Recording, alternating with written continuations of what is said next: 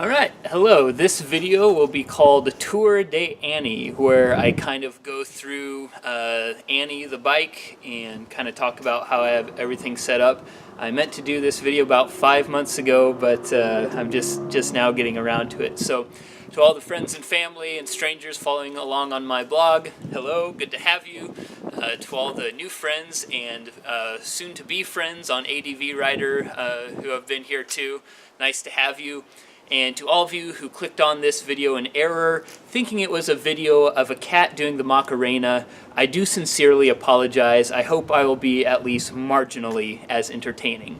So this video will be talking all about Annie, who's as beautiful as she is bold, as spunky as she is steadfast, who is still truly the heroine of this journey. 49,000 miles on the clock so far and still going strong.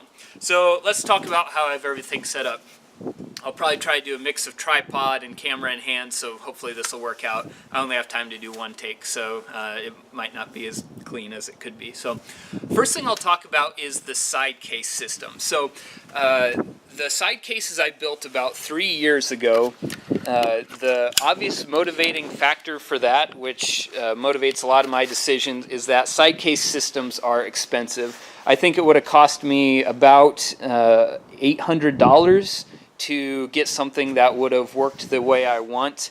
And, you know, I can buy a motorcycle for that one that might even be running, so that was a little bit hard for me to swallow that expense. So I had three main things in mind as I was thinking about how I wanted to mount these things on there. I wanted them to be as low as possible, as narrow as possible, close into the side of the bike, and as far forward as possible. Those are the things, anytime you're carrying a load, you should strive to have those three things. So that necessitated. It was necessary. Gosh, I don't even know that word. It was necessary for me to do a few things for that. So one of them was to drop my muffler a little bit. So that's what this Jazz is here. Was just dropping that by 4 or 5 inches, something like that, to give me enough clearance to let the case sit as low as I would like right there. I don't think that's a bad thing. I don't know why these adventure bikes have such high mufflers, maybe for going through water or something like that. I'm still not really sure. So that was one of the things that that had to be changed for that. Other than that, one of the big questions, you know, a lot of the systems you buy will use a tube mounting system, but I decided to go with plates instead. I think, you know, customizing a tube solution would have been really difficult. Mounting plates, I haven't really seen those used too much in real systems, but ended up working out pretty well for me. So another one of the main considerations obviously is between hard cases or soft cases. I went with the hard cases. I like to be able to lock them up. And again, you could argue about that all day, but that's just what I decided for this bike. So one of the main things then, problems that I had to overcome, is I wanted to make the cases be able to mount them and still have the rear seat available. So this meant that I only had maybe about 10 millimeters or so of clearance right in this area. So when the rear seat is on here, this is about all the space you have. So actually engineering this system, these two things of just kind of bar metal with this corner brace in between them, is really what allowed me to do this. So I just remember spending copious amounts of time sitting on a 5-gallon bucket and just kind of staring at this and just thinking, how am I going to do this? So this works. So just in case someday I do meet that woman who is as bold and beautiful as Annie, as well as spunky and steadfast, I will have a seat for her. That may be important someday. Who knows? So that was one of the biggest obstacles to overcome, because obviously you need to get something down onto the frame to support the weight, and thankfully I was able to do that. So another main thing, so you see these corner braces here. Now, when you're engineering something like this, I think there's two main routes you can take. You can try to make it invincible, or you can try to make it fixable. And I chose the latter. So that may be kind of the crux of the whole chain drive versus shaft drive debate as well. Invincible versus fixable. So what I've noticed, these corner braces, they cost $4.79 at Ace Hardware. I just got another handful of them. Once they take about 2 or 3 hits, they're usually bent to the point where I have problem with the plate coming down and crowding my swing arm. So if you can kind of imagine a plate here, actually you don't have to imagine, if you can see this plate and you see the clearance I have between it and the swing arm, which is this part, which is this part down here, once those start to crowd, if those things make contact, it's very, very, very bad. And that's probably the main design flaw with this system. But again, had it for 3 years, and nothing too bad has happened with it so far. So yeah, even if something bad happens, I can usually fix it. I'll be carrying at least 2 of these corner braces along with me on the way down to South America. The cases are Pelican 1550s. I don't have the size off the top of my head right now, how many liters they hold, but they're just held in with these 3 big bolts with some inner tube cut out to make them waterproof. And it just, I don't know if I can do this with one hand, but they just pop right in there. Pretty simple. I had considered making like some sort of quick release system. Decided not to do that, but that's kind of how they sit on there. So pretty easy. The last thing with these was this little kind of strap system.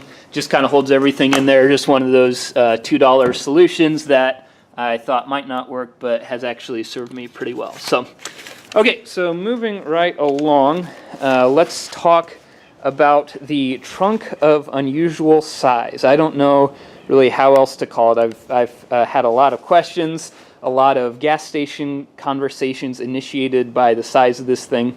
So as I was thinking about how I was going to have my rear storage here, there are a few things coming to mind. Obviously, you want it to be rolling storage, a place where stuff can be as you're going. But I kind of thought about it almost more as like a storage locker. So one of the things that happens on a motorcycle trip is that, okay, you go somewhere, maybe it's kind of pretty, you want to hop off and you want to take a hike, go check things out. Well, what do you do with your boots? What do you do with your helmet? What do you do with your jacket? It's nice to have a place for all those things, especially a place that can go under lock and key. So this trunk, it's pretty rare while I'm rolling that it's more than half full. Unless I'm carrying a lot of food and it's really hot, that would be the only time it really gets more than half full, I would say. So it's, even as I'm going, that keeps my weight fairly low. I'm probably not getting too much above this point for where my weight actually sits. Yeah, so that's kind of the theory behind it, is to make it kind of a storage locker. So I'm gonna pop you back on the tripod here. Maybe not. That was almost a disaster. That's what happens when you try to do things in one take, I guess. Okay, so the way this kind of mounts on here, I usually just throw down a couple, just a couple inner tubes onto these grab bars here. And so I was going to make kind of a nice system for this before I left, like a real mounting brace, but decided instead to mount them on these, basically, I don't know if you'd call these the passenger grab bars. I thought it was a terrible decision, to be perfectly honest. I remember looking at the map and saying, okay, it's about 1,000 miles to my aunt and uncle's in Saskatchewan. It'll probably break by then, but I know I have a garage there to fix it. But I mean, 27,000 miles like this, I think if it was gonna break, it would have by now. So whereas I can't say this is necessarily a good idea, it has lasted so far. So these inner tubes are just kind of for a little bit of padding here, you can see. And then the next thing is a mounting plate, because, we need more weight. That's a good thing, right? That's probably the most negative thing about this whole system in general, is just having so much weight. So the mounting plate sits on here, and then the trunk goes on top. So let me just pop that on.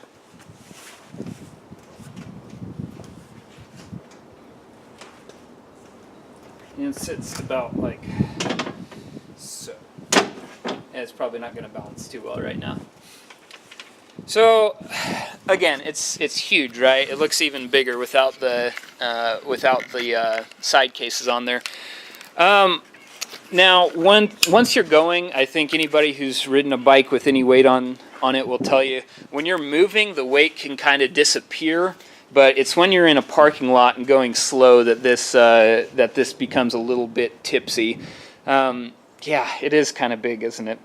I mean, the first time I put it on there, I was kind of like, oh man, what have I done? This is too big. I need to get something else. But honestly, I just kind of ran out of time. So I have to stop short of like actually recommending this as a good thing. But for my purposes, it serves me pretty well. It's nice to have that storage, especially when I'm stopped. And it's nice to be able to put all my belongings under lock and key. I really appreciate doing that. So a couple other things real quick. I can see I'm already over 10 minutes. The tank bag was kind of a late addition, so this is just a normal kind of Coleman water hiking backpack. Not a ton of capacity, but it's nice carrying your water in a place that's pretty forward rather than in the back or something like that. So this is pretty simple how this goes on here. Just a couple little wires. These will be replaced with cloth if I find something usable for that. And then I just put this bolt through with the wing nut here. Put this bolt through the bag and use this big old fender washer down in there, so that way, like, it's really cannot pull off. Like, you'd have to absolutely cut the whole thing to be able to get there, but all you have to do is undo this wing nut and it slides right out. So maybe not the best decision, but again, works pretty well for my purposes. Last thing I'll talk about real quick is the electronic system. So this is actually the first time I've laid eyes on it in about 6 months. I thought I would have to do a lot more maintenance to this, but it has so far worked pretty well. You can see pretty much everything runs on a separate circuit here that is controlled by this rocker switch. So when I turn this on, you can see I have my voltage monitor then too. So I have access to the battery even when the ignition is off. So I went back and forth as to whether I should wire it through a relay so it would go with the ignition, or whether to do with the switch. This ended up being the right decision, so that way I can charge things even when I'm off of the bike. So I can go for a walk and go see something and still have like a phone battery in the front charging up as I go. Again, all the power outlets may look a little excessive. There's 2 here on this side and 2 more here on this side, a dual USB and another regular one, as well as one up top. But I do have 10 devices now that require a battery. So let's see if I can name them all. 3 phones, a tablet, a computer, 2 camcorders. I counted them all up. It is 10, trust me, as well as heated hand grips, and I will have a heated vest now for this next chapter of my trip. So yeah, I'm going to leave it there, but that's basically how Annie is set up. Again, I can't say this is the best way to do things, but it's worked pretty well for me so far, and it's cheap, and that's a good thing as well. Sometimes you do things homemade, you have to do a little bit more fixes as you go, and that's part of the adventure. That's part of the fun if you look at it from the right perspective. So thanks for watching, and we'll see you everywhere.